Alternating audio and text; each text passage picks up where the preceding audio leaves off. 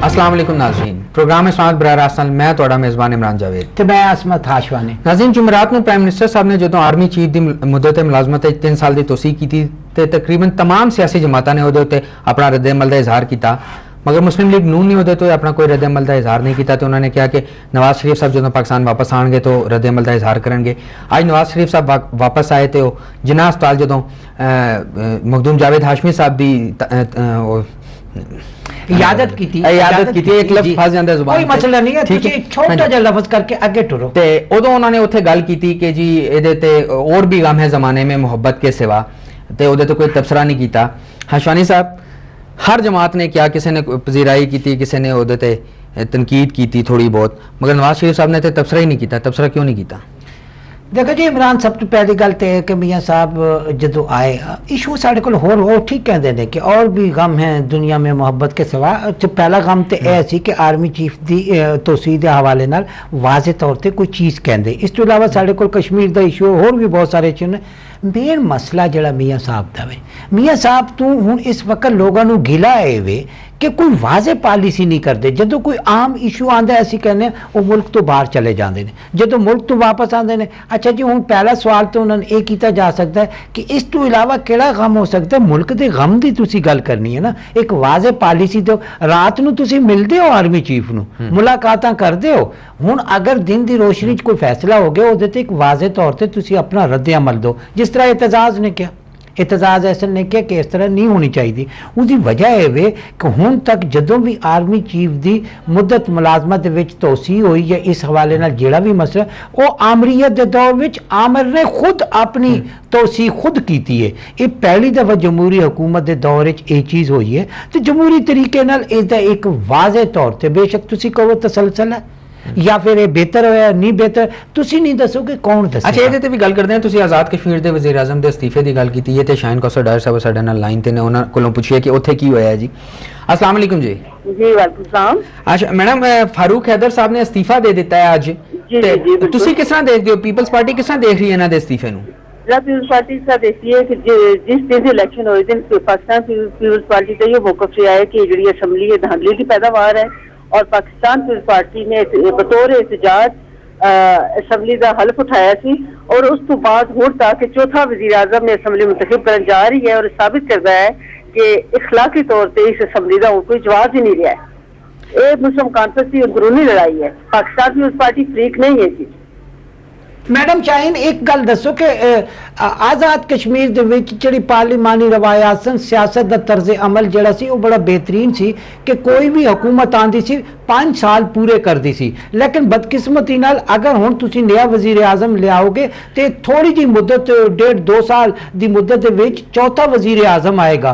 तो इस तरीके नाल तुसीं की समझदे हो कि पार्लिमानी और जमहूरी अकदार मजबूत हो रही हैं या कमज़ोर हो रही हैं? जी हशवानी साहब, मसला ये है कि जी मैं गल पहले कर रही थी, मैं उसे आगे बता रही हाँ कि ये असम्बली जी है वे चूंकि धांधली नाल आई सी, इसी वजह तो जी साड़ी पार्लिमानी रवायत रही है, कश्मीरी रवायत रही है, और जो सियासी सूझबूझ रही है साड़ी सियासतदान की इस असम्बली नजर नहीं आ रही। अच्छा, पाकिस्तान की जी भी हुकूमत रही है उसने हमेशा ये कोशिश की है कि आजाद कश्मीर की मुदाखलत ना करे, और हुण भी तुसीं देख लो कि जो साडा मिनिस्ट्री कश्मीर अफेयर्स का किरदार रहा है, हुण तक पाकिस्तान पीपल्स पार्टी ने मिनिस्ट्री कश्मीर अफेयर्स के जरिए असम्बली में फतह करने की कोशिश नहीं की है, बल्कि उन्होंने मेंबरान से छड्डिया, और मुस्लिम कॉन्फ्रेंस का अंदरूनी झगड़ा है। और सरदार अतीक हमेशा कहते रहे कि वो इक़्तिदार की जंग शामिल नहीं रहे, या मुस्लिम कॉन्फ्रेंस के दूसरे अरकान, उन्हें साबित हो गया कि मुस्लिम कॉन्फ्रेंस के अरकान और उन्होंने जो है वे जमात सिर्फ इक़्तिदार के लिए किसी भी वक्त कोई भी फैसला ले सकते हैं। मैडम शाहीन, मेरे दोस्त भी सवाल करेंगे, एक छोटा जा मैं सवाल करना, उम्मीद है कि तुम छोटा जा जवाब दोगे। पीपल्स पार्टी की हुण की पोजीशन ने, 7 मैंबर ने, ये मुस्लिम कॉन्फ्रेंस के दरमियान 2 धड़े तकसीम हुए ने, ये पीपल्स पार्टी हुण किहड़े धड़े वाल जाएगी? क्योंकि दोनों मुस्लिम कॉन्फ्रेंस के धड़े ने। जी पाकिस्तान पीपल्स पार्टी का जो मौकफ रहा है वो यो रहा है कि ये जिस वक्त जिन्हां दे नाल अक्सरियत होएगी मुस्लिम कॉन्फ्रेंस से, तो जी फारूक हैदर दे नाल जो उन्होंने सपोर्ट कर रहे सन मुस्लिम कॉन्फ्रेंस के मैंबरानी असम्बली, वो अपनी हमायत फारूक हैदर खो चुके हैं। जिस वक्त तो कोई भी prime minister as a prime minister अपने अक्सरियत में खो देता है तो उसको एज ए प्राइम मिनिस्टर रहने का कोई जवाब नहीं रहता। जब उन्होंने कोई जवाब नहीं है, उन्होंने मैंबरान असम्बली नहीं है, तो पाकिस्तान पीपल्स पार्टी चूंकि एक जमहूरी जमात है, जमहूरी रवायत यकीन रखती है, इस वजह से Pakistan People's Party vote of no confidence की जी तहरीक होती है, ये जमहूरियत का हिस्सा होती है। इख्तलाफ राय जो है सियासत एक बाज़ाब्ता और एक बेहतरीन सियासी अमल है। अच्छा, ਤੁਸੀਂ ਇਹ ਫਰਮਾ ਰਹੇ ਸੀ ਕਿ ਜੀ ਨਾ ਵਫਾਕ ਇਥੋਂ ਇਹਦੇ ਵਿੱਚ ਮੁਦਾਖਲਤ ਕਰ ਰਿਹਾ ਹੈ ਤੇ ਨਾ ਹੀ ਪੀਪਲਸ ਪਾਰਟੀ ਦੀ ਇਹਦੇ ਵਿੱਚ ਮੁਦਾਖਲਤ ਹੈ, ਮਗਰ ਅੱਜ ਰਾਜਾ ਫਾਰੂਕ हैदर साहब ने भी अपनी प्रेस कॉन्फ्रेंस में किया है कि पीपल्स पार्टी की मुदाखलत की वजह तो सब कुछ हो रहा है, तो मुस्लिम लीग नून ने भी यही गल कही है कि तो वफाक जो है आजाद कश्मीर में मुदाखलत ना करे। नून दी ये हमेशा रवायत रही है कि उन्होंने जो कोलेशन और मुफाहमत की सियासत में उन्होंने हमेशा सबोताज करने की कोशिश की थी, और पंजाब हो या किसी और सूबे मुस्लिम लीग नून बाहर बैठ के सिर्फ आग लगाने की कोशिश कर दी है। ये फारूक हैदर में लोगों को याद कराना चाहती है, ये फारूक हैदर हैं जिन्होंने असम्बली के फ्लोर से स्पीच की थी और जरदारी साहब के हक की जो पीपल्स पार्टी के हक की चुना दी स्पीच नू मीडिया ने एक बेहतरीन तकरीर किया थी।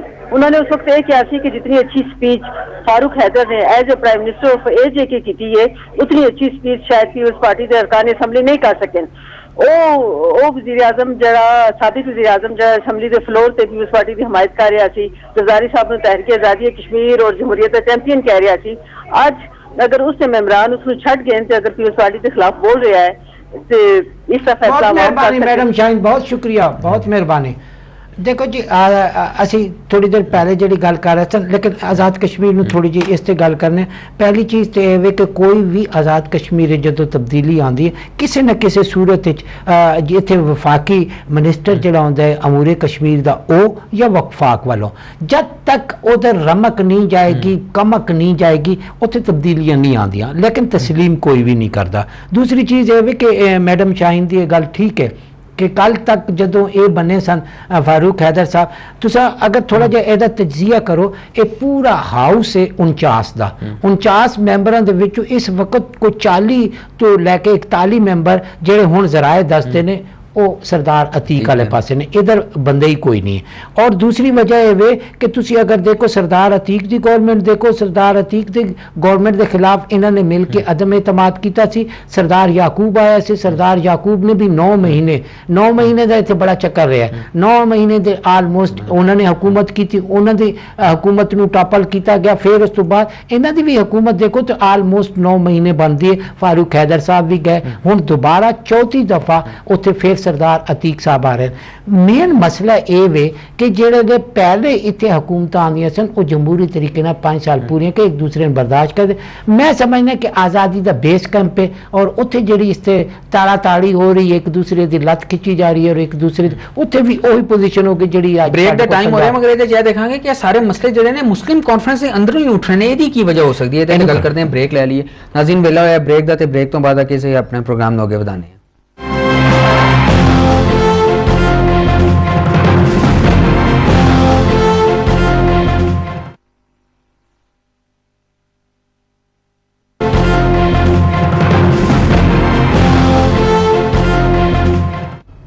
जी वेलकम बैक। ब्रेक ते जान तो पहले असीं गल कर रहे सी आज़ाद कश्मीर का जिहड़ा सियासी बहरान है उहदे हवाले नाल। हशवानी साहब, ये सारियां गल्लां मुस्लिम कॉन्फ्रेंस के अंदरों ही उठ रही ने, जदों असीं देख रहे हैं सरदार अतीक आ जांदे ने, याकूब आ जांदे ने, या ये जिहड़े फारूक हैदर साहब ने आ जांदे ने। दूजी पार्टियां दी ते इन्वॉल्वमेंट इहदे च इस तरह नज़र नहीं आ रही जिस तरह इत्थे साडे इत्थे वफाक ही नज़र आ रही है। आज़ाद कश्मीर दे विच सियासत दे जदों तुसीं रुख नूं देखोगे तुहानूं नज़र आएगा कि मुजाहिद अव्वल सरदार अब्दुल कयूम, सरदार सिकंदर हयात और फिर